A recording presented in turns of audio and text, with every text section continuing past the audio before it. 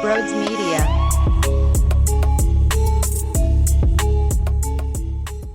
All right, everyone, let's talk about the Eagles and the Raiders. Before we do, if you're new to the channel, smash the subscribe button, hit the thumbs up button as well. I love you all so much. Thank you for all the support. And real quickly, now that basketball is coming back, hockey's back, football's in action, if you're looking to buy tickets to go to these games, you can utilize SeatGeek and use the promo code BRODES for $20 off of your purchase.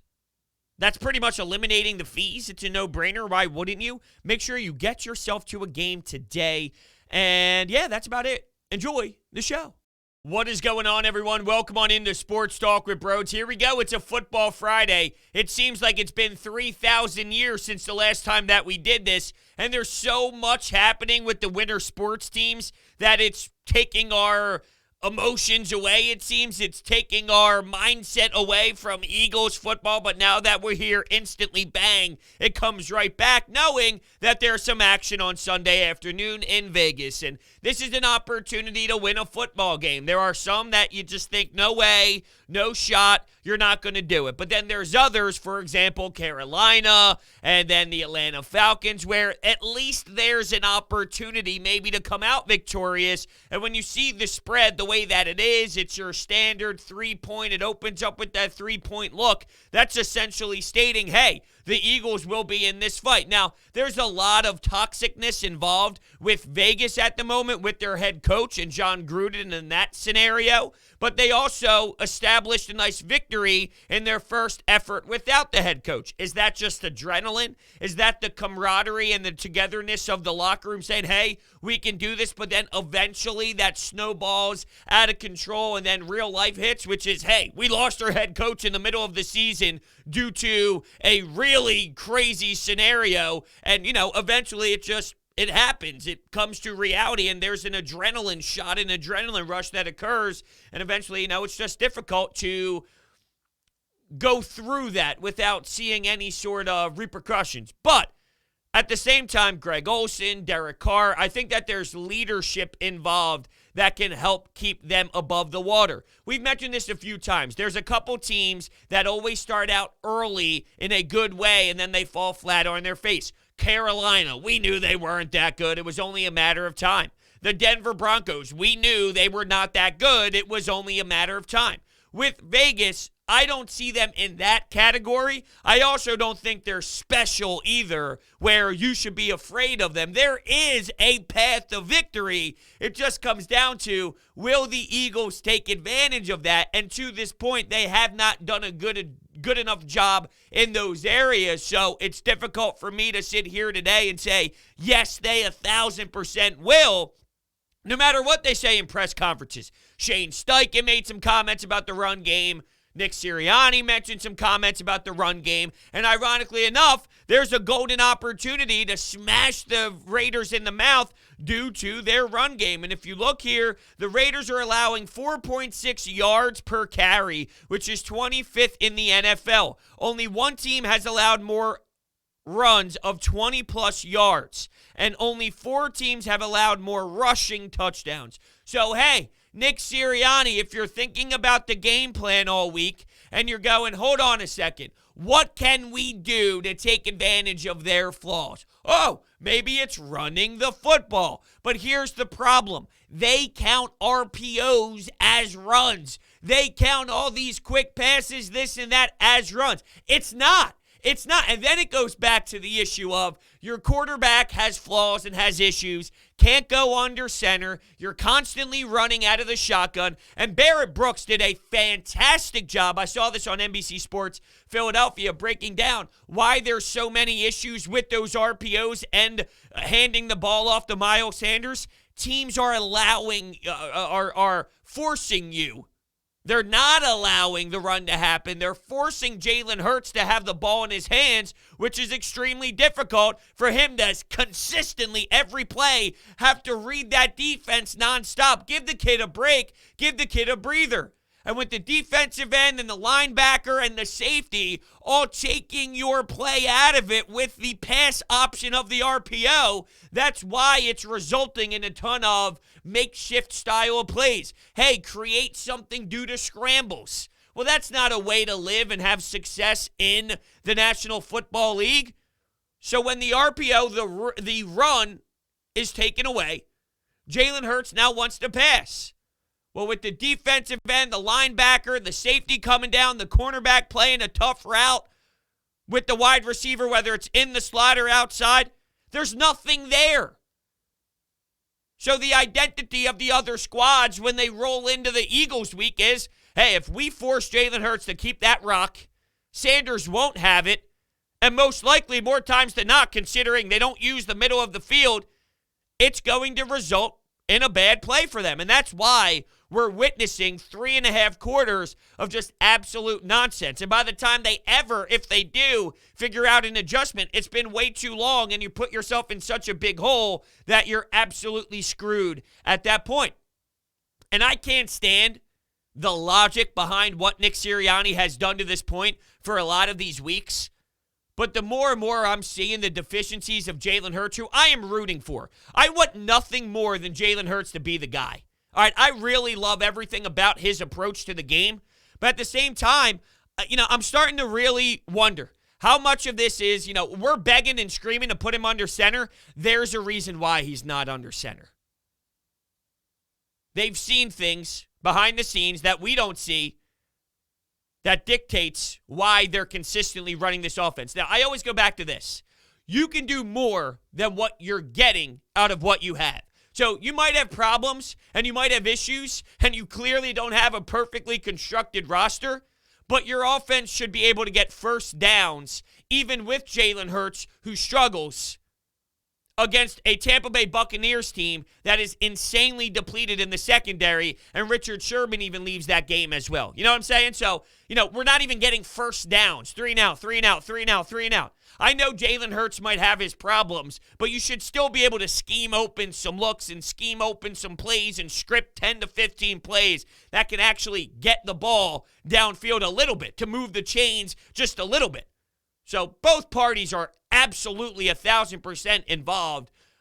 I just wonder if you have a different quarterback, is Nick Sirianni getting as destroyed and as annihilated as he is, deservedly so, but as he is right now. One of the big things that popped early on when he was speaking, I worked with Andrew Luck. I worked with Phillip Rivers. I worked with Jacoby Brissett. I worked with a lot of different quarterbacks that we molded an offense around based off of those skill sets. You're right. But if Jalen Hurts' skill set is so bad and so poor that it's really holding everything back, what do? And I'm not saying that the answer is to bench him and go to Minshew or Joe Flacco or anything like that. This season was about learning. But that's why I wonder if it would benefit Nick Sirianni and this Eagles organization and franchise by giving him the opportunity to use the middle of the field, giving him the opportunity to go out there and make some throws and maybe go under center just to figure out. Because we need to know, is this Sirianni, is this Hurts? Is it both? Is it one of the two? Which one is it? Well, at this rate, I'm really questioning the quarterback. And he's going to have good moments. See, the thing is, there's 17 games, right? He's not going to stink for 17 games. He's not just going to be a complete embarrassment for 17 games. You have the Giants. You have the Jets. You have some of these teams, the Washington football team, which their defense is not what people anticipated. So he's going to have good moments. He's going to have bad moments. But I really do see a lot of the problems that I think held him back from being a serious prospect out of Alabama. And I get it. It takes time. That's the first reaction is, you're talking about a handful of football games, a handful of starts at the NFL level. If there is something about the way that he's wired, it's he's going to put everything in his game in the offseason, learn every single year, and he can grow and adapt just like a lot of these young quarterbacks do. And you're right. I'm not disagreeing with that. I don't really have an argument to that because there are a lot of signs throughout the league of quarterbacks that have taken major steps throughout their career as 3, 4, 5 years go by. They might not be in a position, though, where time is on their side, and that's where it gets a bit uncomfortable. That's more of the longer term issue here. Just to focus in on the Raiders a little bit more specifically, they have a very good pass attack. They can let the ball fly. They can let the ball rip. We know that Jonathan Gannon really stresses this. explosive plays have to be limited. Let's get the shell going. Let's get the safeties up high. Let's keep everything in front of us. Well, you watched great quarterbacks in this league expose that and walk downfield with ease. Tom Brady, Dak Prescott, Pat Mahomes. We watched Sam Darnold and Matt Ryan struggle in that area. What happens when it's Derek Carr? See, I put him in between those, right? He's not the Sam Darnolds, and where Matt Ryan is now in his career, he's not one of the greats either, but he's got great accuracy with some of these deep shots, and he can find his receivers for some really explosive plays. So what is Jonathan Gannon going to do? How are you going to stop Waller, who is a fantastic tight end? Do you do something similar to what you did against Kansas City, where Travis Kelce did not have a sensational game? And the difference between Kansas City and the Vegas Raiders is, while they have Hunter Renfrow and Henry Ruggs and Edwards, and they have some pieces that can definitely make plays happen out there, Tyreek Hill isn't standing on one of these sides, which could absolutely annihilate you in his own right, right? I mean, instantly he could take over a football game. Sure, they do have other playmakers, but it doesn't scream the level of Tyreek Hill. I bring that up to you because, yes, you stopped Travis Kelce from having a big night, but Kansas City still was able to consistently move the chains, move the sticks, and score touchdowns nonstop. Darius Slay on Waller? Question mark. Is that how we're going to utilize Darius Slay? Just to put it in perspective a little bit, Derek Carr is averaging 8.4 yards per pass attempt, and that is second in the NFL in passing, and he is second in the NFL behind Tom Brady in passing yards with just under 2,000. Darren Waller, NFL tight ends? Oh, he's in the top. He's not going to be easy to stop. Henry Ruggs, he's averaging 22.3 average yards per catch, which leads the National Football League. He's got 20 catches for 444 yards and 2 touchdowns to this point. So we've already heard Devontae Smith speak about him, and these are all courtesy of Jimmy Kempski of Philly Voice, who put those numbers out there. They can do some damage. So this is a test for Jonathan Gannon, who I think is more aware of adjustments and more aware of situations than Nick Sirianni is right now. See, Nick Sirianni was talking in circles the other day, and I know his press conference didn't pop because it's been a little bit of time since the Eagles played, so I think it somewhat fell behind the Ben Simmons story as well. But he was talking in circles, and it was a mess, and, it was kind of embarrassing a little bit because I just think he has no idea, and he rambles at times. But what he was trying to say is, you script these 10 to 15 plays, and after you script those plays, you don't want to just automatically start making adjustments, because what if the other team was just giving you different looks to start, and then they go back into something else? And yeah, I mean, you're right. You got to feel it out and see what the other team is going to do for the long term in the game before you just scrap everything you put your game plan for. I understand that, but I mean, at some point, there's got to be a sense of urgency from a coach level, and you can't wait 3.5 quarters to get annihilated when your screen passes, which is not very creative, may I add, is in play. We need pre-snap movement. We got to freeze the linebackers. You got to get guys open, scheme guys open. I'm watching plays around the league, right, where let's say it's a bootleg or it's a simple play action where someone gets the ball with 5, 6, 7, 8 yards wide open in space just by play design. When the hell does that happen with this football team? Now, maybe the Eagles are getting some guys back. That would be lovely. Lane Johnson being one of them. And the last that I saw, the last we saw was Thursday's practice injury report and all. So I have not seen it Friday yet. I'm recording this on Friday morning. Dallas Goedert did get off of the COVID-19 list, and he's ramping things up, but did not compete in practice. Last week they had the luxury of, okay, since Dallas Goedert's not here, let's utilize Zach Ertz and put him in a prominent role. You don't have that ability anymore, so hopefully Dallas Goedert's going to be getting that nod, and we don't know exactly the offensive line play yet to this point. It would be magnificent if we could see Lane Johnson on the right side, Jordan Mailata on the left side, and getting everything intact once again. But if it happens to be Mailata on the right side and Andre Dillard on the left side again, I think they have the ability to hold their own. Now, it's not going to be very easy because they do have a very solid defensive line with Max Crosby, who's exploding, Yannick Ngakoue, who can get to the quarterback. So you got to be aware. It's one of those, you circle them. You always circle the game-changing players on the other side. Well, there's going to be some great pass rush happening, and there's going to be an opportunity for Max Crosby to eat, for Ngakoue to eat. And Jalen Hurts, I mean, he's consistently leaving the pocket early and seeing one read and trying to run. If they try and emphasize him staying in the pocket more, I wonder if there'll be a correlation between maybe that pass rush getting home or, who knows? I mean, I don't know. I feel like they've been emphasizing trying to keep Jalen Hurts in the pocket a little bit more as the season has played out to this point, and you still see those deficiencies. You still see that problem, the whole one read thing, which has been a knock on him for quite some time, where once that happens, he gets lost out there. And that's where it goes back to, running the football. There's a lot more to it than just let's see if Miles Sanders can actually run and gain you 20 yards. How about the fact that Jalen Hurts is young and you're putting too much pressure on a quarterback that we know isn't perfect and is learning on the job and has some issues. So instead of putting the ball in his hands more, take some pressure off the kid.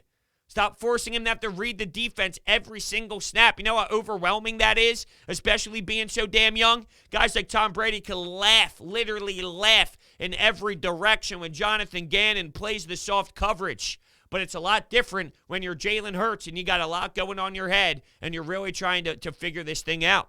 I know they're trying to keep it simple because of that. Wide receiver screen, RPO, read and react to what you see. It's not simple over a 60-minute game. It's not simple when you have some pass rushers that can put you in uncomfortable spots, especially if they're going to be taking away the run, forcing Jalen Hurts to keep the ball in his hands, and then taking away the routes from there on his first progression. That's why you're begging this team to do a better job on scramble. Stop worrying about that, Nick Sirianni. Sure, that's a part of the game that should be coached and should be thought about, but if that's your identity as an offense, that's scary. Now, just for some other numbers here, I don't want to go too far back, but when we talk about the ability to make plays happen down the field, if you're the Vegas Raiders, the Raiders lead the NFL with 32 passing plays over 20-plus yards. The Eagles have allowed the second fewest passing plays of 20-plus yards in the NFL with over 11. If I read that already, I apologize, but something tells me I did not read that already. And, yeah. So if I did, I'm an idiot. If I didn't, I'm an idiot for thinking that I did. So either way, maybe I'm an idiot. Speaking of defensive lines, though, the Eagles' defensive line, it's not as if the Raiders have some insane power on their offensive line. Let's get to Derek Carr. Same message I just said that could be a winning formula for the Raiders, could be a winning formula for the Eagles. Let's get Fletcher Cox, Javon Hargrave, keep yourself going. Josh Sweat. I mean, Derek Barnett's a moron. Let's not get a flag, but also let's see if we can apply some pressure. Put Derek Carr in uncomfortable positions. That's the recipe for success. And it's there.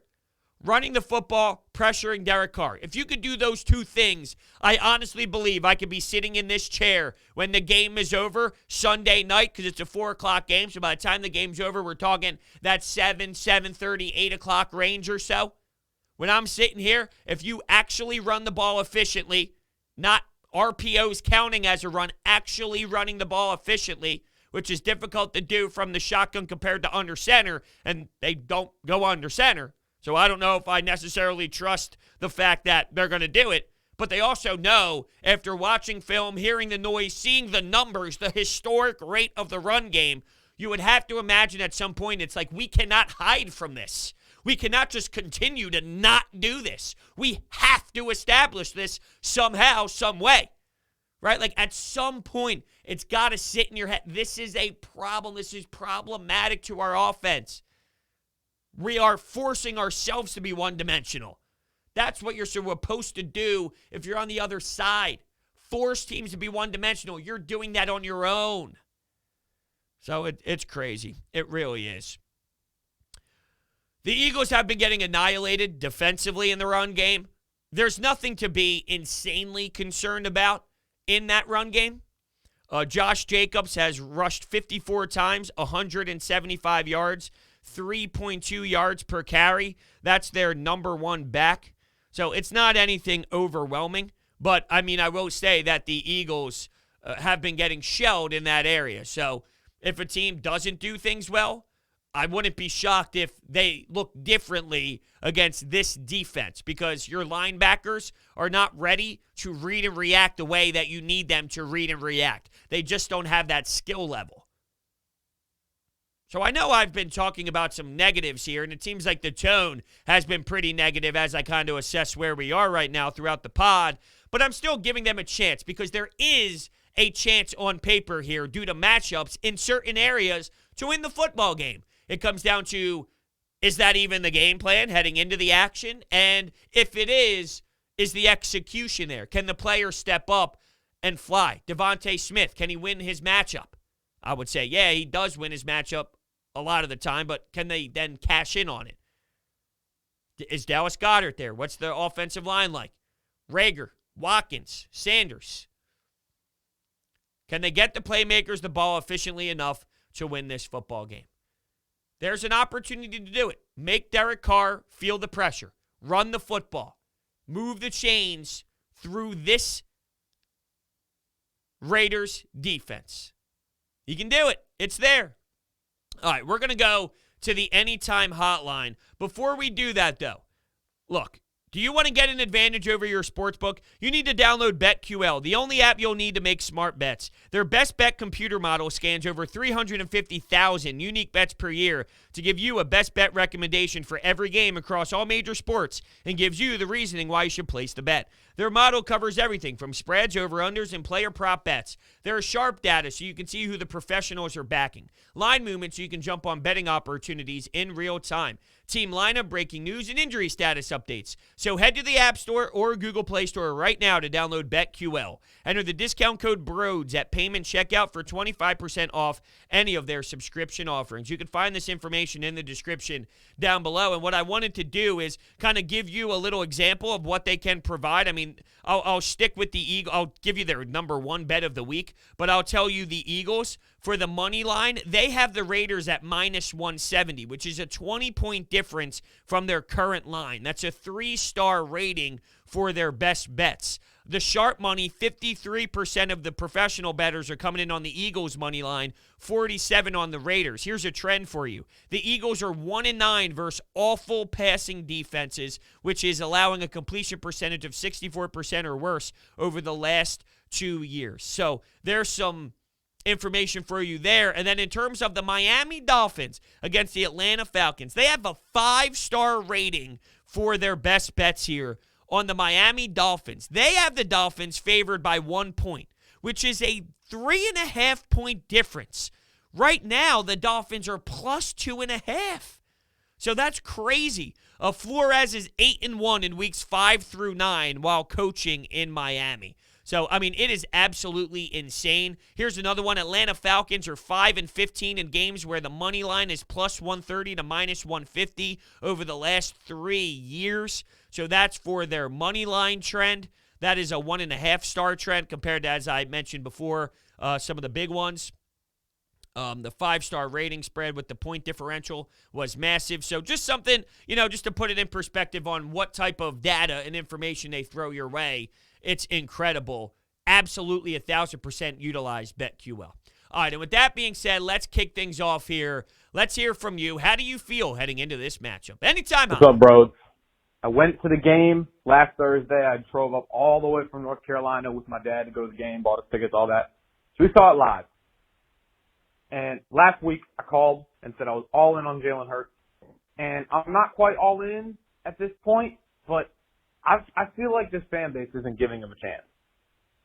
The one big concern for me is that he's missing open reads, and that is something I really can't defend. He's missed a lot of wide open touchdowns. He did in the Chiefs game. He did in the Panthers game to Quez. He's missed a lot of opportunities. But one thing that I argued with my dad about the whole way home was that look at Lamar Jackson in year one. Everybody said, oh, he can't throw. He doesn't have an NFL arm. Look at Josh Allen year one. They said he's inaccurate. He's erratic. He can't be an NFL quarterback. So all I'm saying is I hope that this fan base gives him a chance and doesn't rush him and to the point that we get rid of him after just 1 year, unless he plays at an extremely low level. Now, I understand completely on what you're saying there, and that's been something that I've been mentioning for quite some time now, which is, how fair is it after a year to just fully knock him and say that there's no way in hell that he can get better, especially where, we see the difference in mentality. This is a perfect time to bring it up with Ben Simmons and the way that he approaches the sport that he apparently loves, but I'm questioning if that's true, compared to the work ethic and probably the way that Jalen Hurts would go about things to make sure that his game takes the next step. So absolutely 1,000% that that's there, and that is a concern of mine as well. And there is legitimacy, though, to what you're saying. It's not only wide open touchdowns, it's the simple throw. It's the 3rd and 5 to Zach Ertz on an out route that is 6,000 feet in front of him. It's, the basic throws that he is consistently missing. But for those missed opportunities and missed wide open guys, there's touchdowns that have been taken off the board because of an offensive pass interference, or maybe a play where there's a holding on the offensive line, along those lines. So there's been flags that have taken touchdowns off the board, but you can also make the argument that is the play even open without that offensive pass interference? And, well, then you can also make the argument once again, to counter, is that on him, or is that just a product of the play design, or the players in the position to execute are just not good enough? How can you blame the quarterback for that? There's a lot of different angles to this, and I think that's what makes it such a tough spot, is with the way that he is and the way that he handles himself as a human and as an athlete and as a professional. All of that is there, but there are some legitimate concerns. So that's what makes it difficult. There's actual football reasons to question if he can be your franchise quarterback. Then there's the assets of next year's draft. When's the next time you're going to have that many draft picks that high to be able to cash in with a quarterback? You saw the valleys that Howie Roseman had to go through to get the number 2 pick for Carson Wentz. You had to give up some compensation. You had to give up some pieces in the long term to go do that.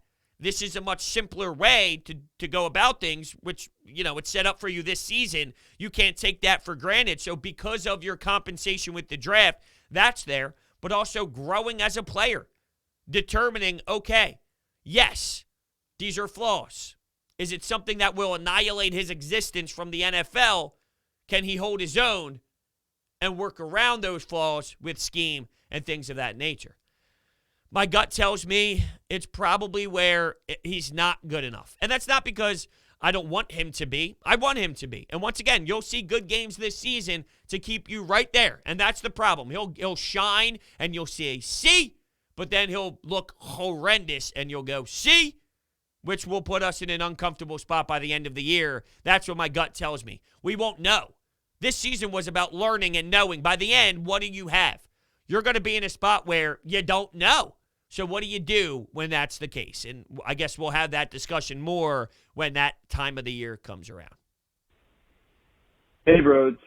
The Eagles head up to Vegas this weekend to take on the Raiders, and my thoughts about this game are that we have to stop Derek Carr because he's the X factor to the Raiders offense, and I feel like if you stop him, you completely shut down that offense. But that doesn't win you the game. You have to generate some offense. It starts with running the ball, but there are a lot of other principles of offense that I never see the Eagles do. Where's the play action? Where's the rollouts? I've never, ever seen this team attempt a jet sweep, and you have Quez Watkins, who's pretty good at that.